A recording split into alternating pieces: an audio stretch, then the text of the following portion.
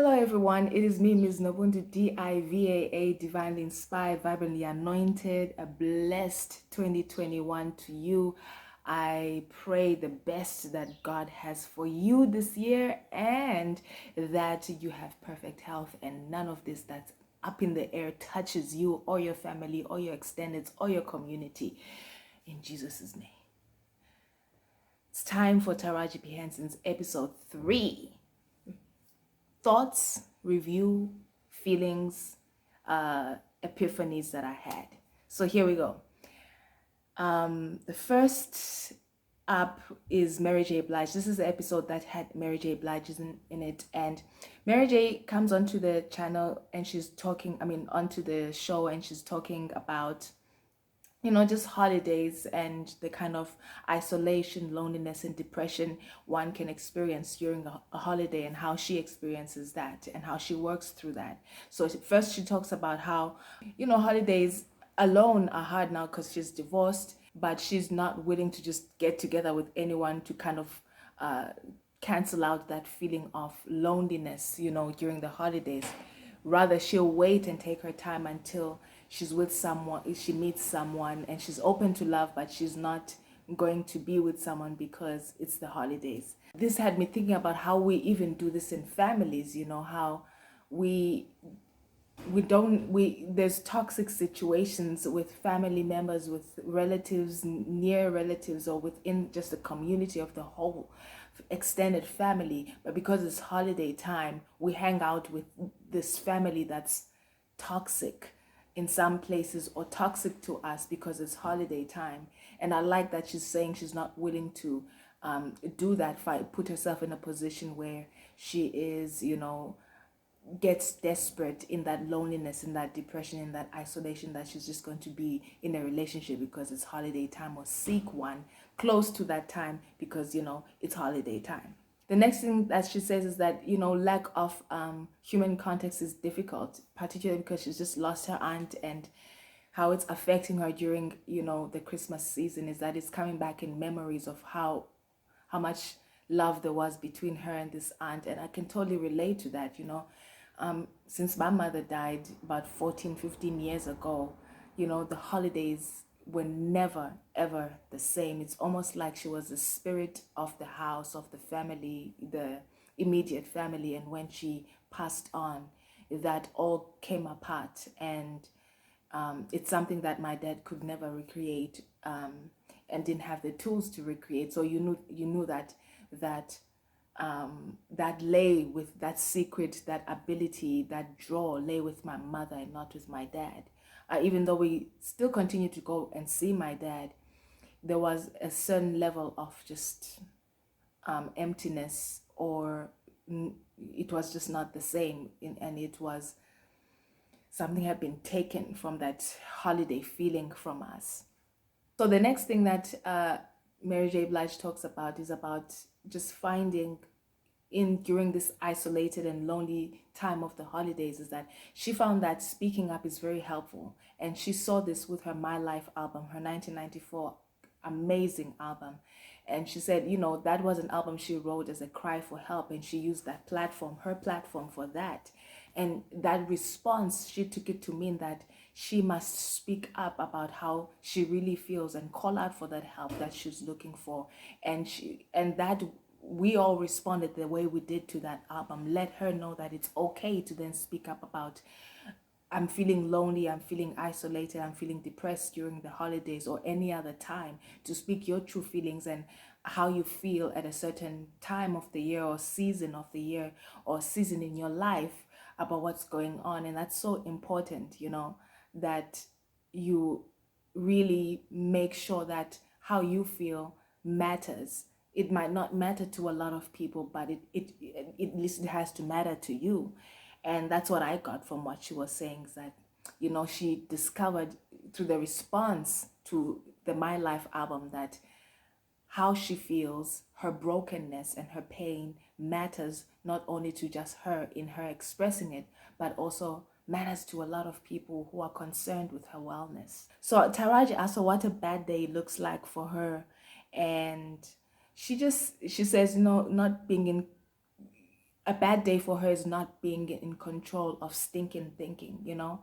And that how she kind of opposes that is that she focuses on appreciation and she doesn't fight the negative feelings, but she focuses on appreciation and also focuses and also accepting what she cannot change, and then just working through those negative feelings, but not denying that they're there, but saying, okay, between me focusing on being appreciative and accepting the things I cannot change, but I'm also not going to deny that I feel this way. And that's also going back to how you really, really feel, or what you really, really are going through really matters, and to express and to share and to not deny and to not undermine and to not overlook. Say what it is and then move on and move to the next thing that says, okay, so what can I do to lift my mood, to change my mind, to pivot my mind a different direction, and what else can I do to accept the things that I really, really don't have control over and cannot change? Or I can just be calm about the things I cannot change the things that I can change, and then be grateful for the wonderful other things that I'm overlooking because I feel kind of isolated and depressed and lonely right now. Let me focus on gratitude, and then that can change your entire mood. So again, in the fashion of the show, it starts with a celebrity draw card, and then it leads to non-celebrity people who again are reiterating the theme of the show by telling their own stories, again to create that contrast of celebrities aren't different from us. People in the public eye aren't different from people that are not in the public eye. We all go through the same things. See, Mary went through it, and see, there's this now normal life, non-celebrity life example of the two girls, Tatiana and Drew, who are also going through the same feelings of isolation, depression, and a sense of loneliness over the holidays. So two ladies come in, Tatiana and Drew. And, you know, Tatiana talks about how Christmas is hard because she grew up in a broken family and her time was always split between her dad and her mom.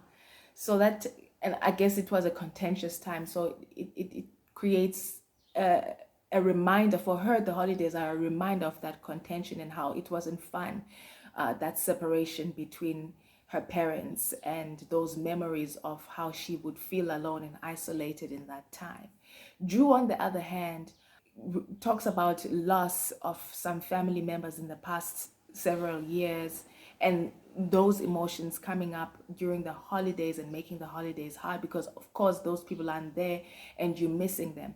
And particular people like her grandmother represented certain traditions in during the holiday time, and so if that person is not there anymore and they have passed on, then it again, that tradition kind of dies with them and goes with them. And so I can truly relate to this because that's exactly what happened with my mother, and it's taken years to get me on my feet and decide what am I going to do with my holidays that has nothing to do with what my mother set as a tradition, but as something that I enjoy, that makes sense to me, that brings peace to me, that gives me a feeling of I enjoyed my holiday. And part of that for me is traveling, part of that for me is spending time with my husband, part of that for me is continuing to work while playing, and that's, I don't have to just play and rest the whole time. I can do this and work.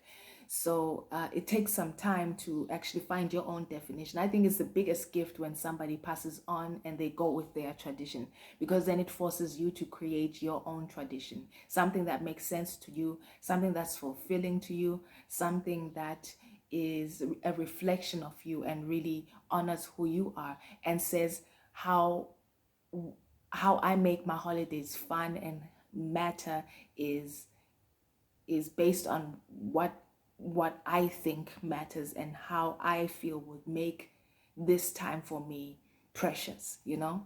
Drew is biracial. She's black and white.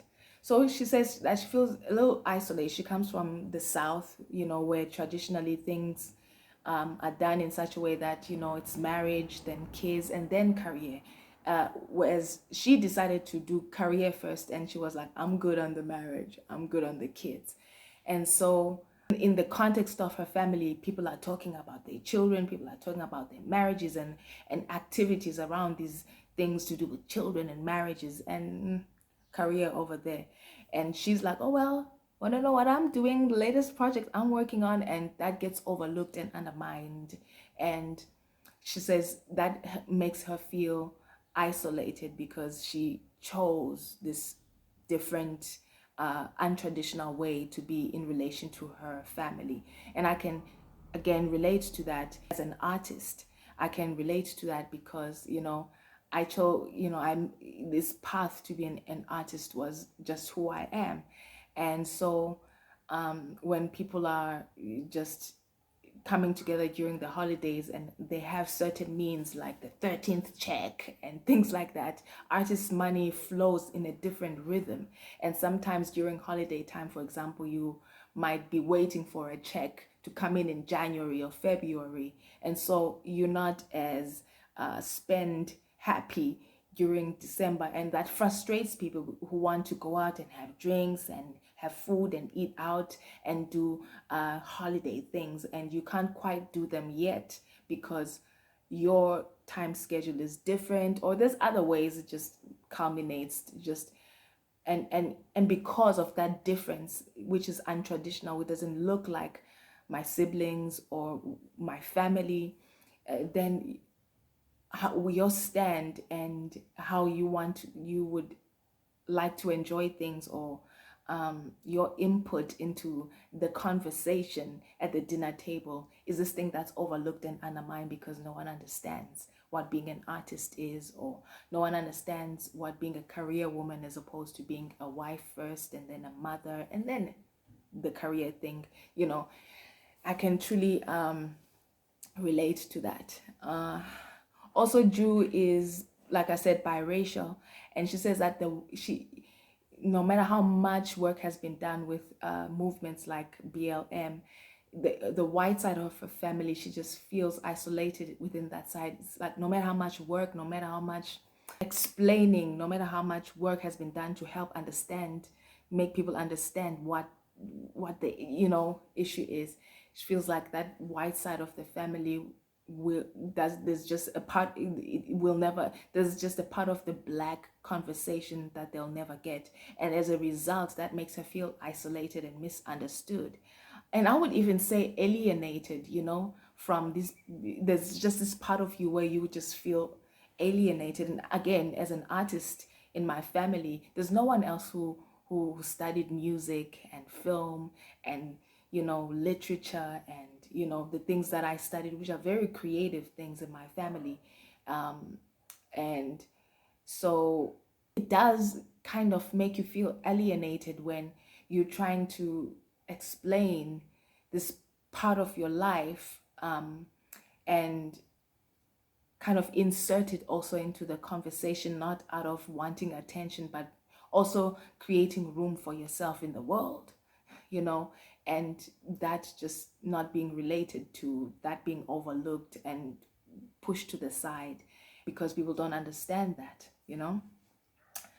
So, you know, Taraji asks Tatiana, why does she feel detached from her family? You know, and she explains that her mom and her dad separated, and that now, because they separated, they went on to have other families, but then they forgot this love child that happens to be Tatiana that they had together.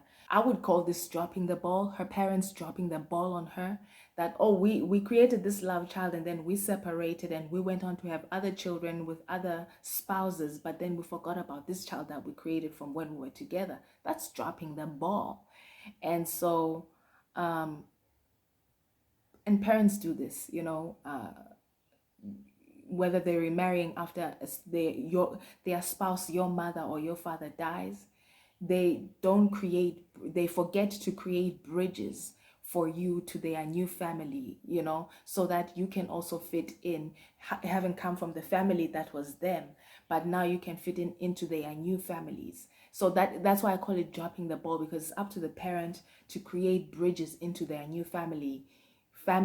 If the two parents have been separated and started brand new families and had children in those families, it's up to them then create those bridges for the person that was born outside of both those two families, so that they can fit in and feel like they're welcome in those family structures, and that they are inserted as part of those family structures, that they have a comfortable role that they recognize, and that they recognize as part of the family in those new family contexts, you know. And so Taraji asks that have they tried therapy, you know, both of them, Drew and Tatiana, and both of them are like, Drew's like, when I was younger. Tatiana's like, no, not really. I like what Taraji says. She says that, you know, what I'm hearing from your responses is that your feelings don't matter, and that you don't matter enough to even be attended to in your feelings, whatever those feelings are, and your voice.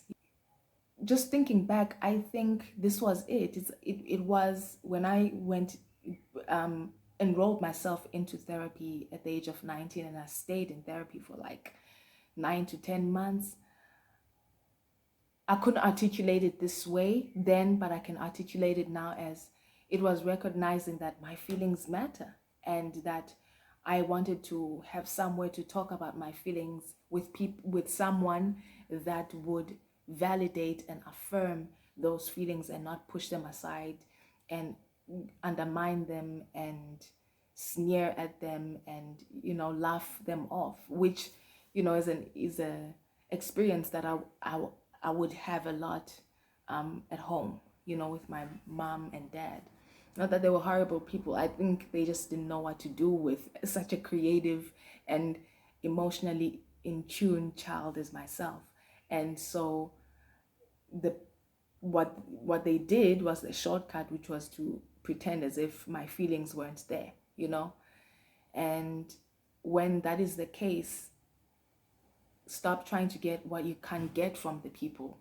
Then go into therapy. Find even the cheapest form of therapy that you can find, if you can't afford, you know, anything right now, and see someone to just talk to about your feelings, and validate and affirm that you have the right to feel the things that you feel, and to have them be heard, and have them and receive help in processing through them and sorting them out, and then to receive healing from having gone through them and taken inventory of them, and, you know, processed through them and articulated them. Because that also changes energy within yourself. When you articulate things and get these things out of yourself from an oppressed place, and you get your voice, and you affirm your voice, and you get these things out, and you articulate these things out, then you get your voice back, and it gives you a confidence to live a life where you continue to be aware whenever there is an accumulation, that you don't suppress it, but that you use your voice and speak it out, and continue to always take inventory of yourself, so that you don't explode, so that you don't become a toxic person, so that you don't become a dysfunctional person, but that you always you know, empty enough of toxicity, that you can therefore be a kind person in the world. You can be a loving and giving person in the world. You can be an open-hearted person in the world. The next question was, with isolation, what new acts of kindness and self-care these two girls will do for themselves in an ongoing manner, not only just during the holidays. And, you know, Tatiana was just trying to articulate that, okay, just saying, you know, what she needs to say, and Taraji says to speak up for yourself. And then Drew says that, you know, to do accountability checks with her family, and to tell them the truth about whatever grievances she has, you know. And because then Taraji follows this with, what would you say to your family that you've never said? And she says, you know, this is your moment to speak up for yourself. What would you say to your family that you've never said? And Drew says, I'm drifting and I'm feeling alone and isolated and I need you. And so when I call you to air grievances with you in these accountability checks, me being accountable, you being holding you accountable for some things and taking accountable for some things, I am not it's trying to attack you. I'm trying to keep you close so that we clear the air about these grievances and we have these difficult, challenging conversations. But that in having those conversations, I'm not trying to attack you. I'm trying to bring you closer to me because of this distance and this isolation. Then let's have these difficult conversations so that even though we physically cannot be close together, but there is an intimacy that comes from us having authentically and honestly spoken our grievances to each other and worked through them and had honest and open conversations about them.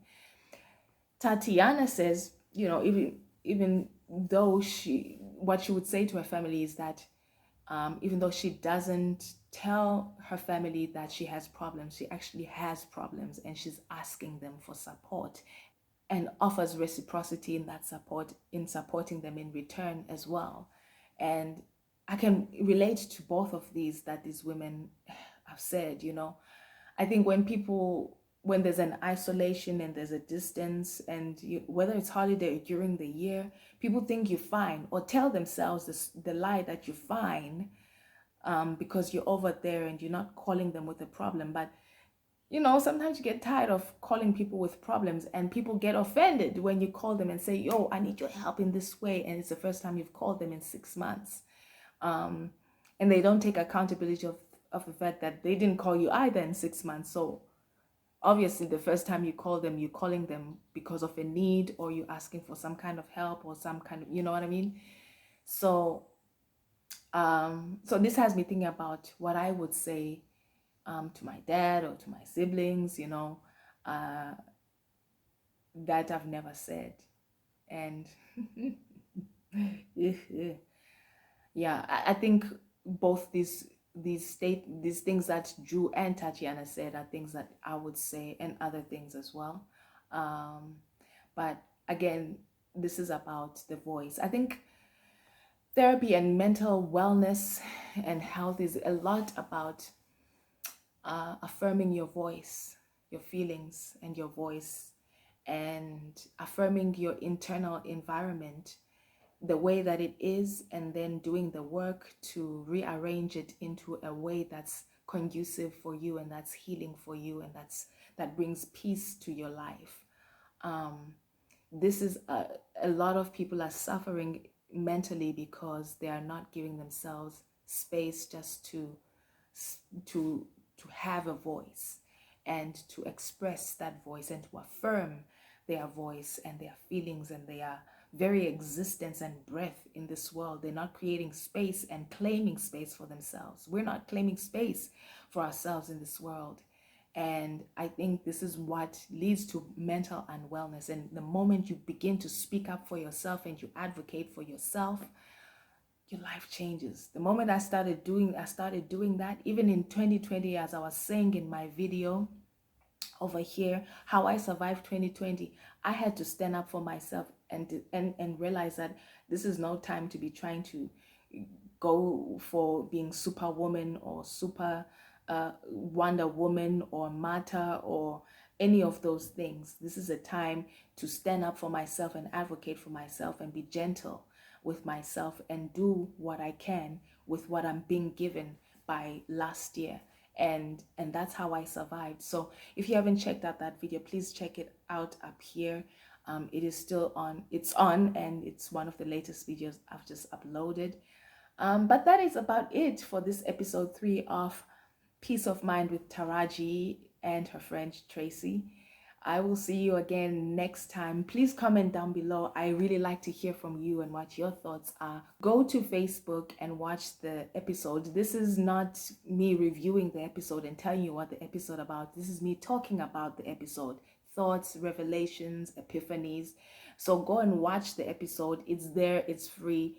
And then come back here and tell me what your thoughts are down below in the comment section. And please also check out my description box down below. There's some information there if you want to know how to contact me, and also links to IG as well as to Facebook. That's about it for this week. Thank you so much for tuning in. I appreciate you. Thank you. And again, very, very, very prosperous and happy new year to you.